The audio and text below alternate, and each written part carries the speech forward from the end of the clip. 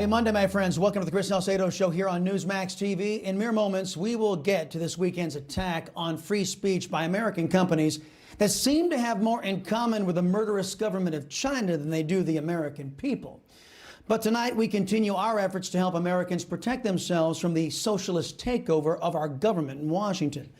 The GOP holds 31 of the 50 state legislatures. That means it's within the state's power to rein in an out-of-control Washington, D.C. through something called the Article 5 Convention of the States.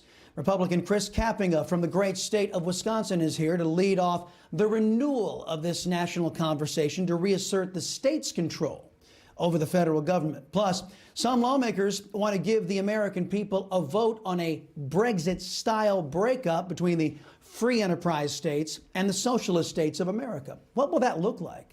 Texas State Representative Kyle Biederman will explain his proposal.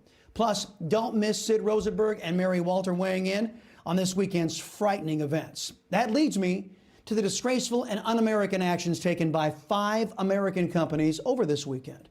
Big government, big media, and big tech, enemies of we the people. That's our focus in tonight's preamble. Socialist Democrats, too consumed with hatred for President Trump, spent the weekend plotting a meaningless impeachment. The press, that takes its marching orders from the Socialist Party, dutifully covered that distraction. Neither group could be bothered to protect their constituents and audiences from the direct attack being leveled at free speech from private companies. Those companies are Twitter, Facebook, Google, Apple, and Amazon. Over the weekend, Twitter purged numerous conservatives off their platform. Twitter and Facebook banned President Trump. Let me be plain. Those private companies have every right to be bigoted toward conservatives. Political affiliation and ideology are not protected classes against discrimination. But those companies didn't stop at discrimination. In what appears to be a coordinated attack, Google and Apple attacked Parler, the platform that stood to garner a windfall from the purge on Twitter and Facebook by removing the social media challenger from their respective app stores. Further, Amazon kicked Parler off their servers, effectively shutting Parler down. It looks like 5 American companies, most that have a pretty cozy relationship with communist China, collaborated to destroy another American company. In effect, they silenced conservatives on their platforms, then made sure that those conservatives had nowhere to turn to communicate their ideas. Most liberals across the nation celebrated or didn't care about this attack on free speech. On the Chris Salcedo Show MeWe page, we modernized an old poem to reflect 2021's tyranny. First, they came for the president, and I did not speak out because I was not a supporter. Then they came for the president's supporters, and I did not speak out because CNN said they were evil. Then they came for all conservatives, and I did not speak out because I was a liberal progressive. Then they came for me, and there was no one left to speak for me.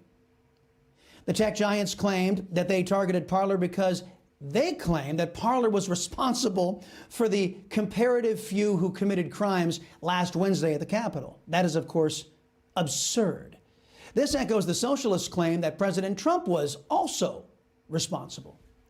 Question: was Nancy Pelosi responsible for BLM and Antifa violence when she said, quote, "I just don't even know why there aren't uprisings all over the country, and maybe there will be when people realize that this is a policy that they defend," end quote. Was Maxine Waters to blame for BLM and Antifa killings when she said this? Was Biden's pick for VP responsible for BLM and Antifa? Listen to Maxine Waters, ladies and gentlemen. And if you see anybody from that cabinet in a restaurant, in a department store, scroll back at a gasoline station, you get out and you create a crowd. And you push back on them. And you tell them they're not welcome anymore, anywhere. Was Biden's pick for VP responsible for BLM and Antifa violence when she said this? Everyone beware. They're not going to stop before Election Day in November, and they're not going to stop after Election Day. They're not going to let up, and they should not, end quote. All of those lawmakers have Twitter handles and Facebook accounts that are active today. And Amazon or any other server farm hasn't deplatformed Twitter or Facebook because they host those lawmakers. This is a BLM devotee threatening the life of then candidate and now Congresswoman Beth Van Dyne. Quote, Beth will die. BLM is still on Twitter and Facebook. The Ayatollah Khomeini, Iran's leading terrorist, responsible for the deaths of thousands, who has called for a genocide against the Jewish state of Israel. His Twitter account remains active while President Trump is canceled. ABC News political director Rick Klein tweeted, quote, even aside from impeachment and 25th Amendment talk, Trump will be an ex-president in 13 days. The fact is that getting rid of Trump is the easy part. Cleansing the movement he commands or getting rid of what he represents to so many Americans is going to be something else, end quote. You heard that right, folks. The deleted tweet called for cleansing Trump supporters from America. That doesn't sound too peaceful to me.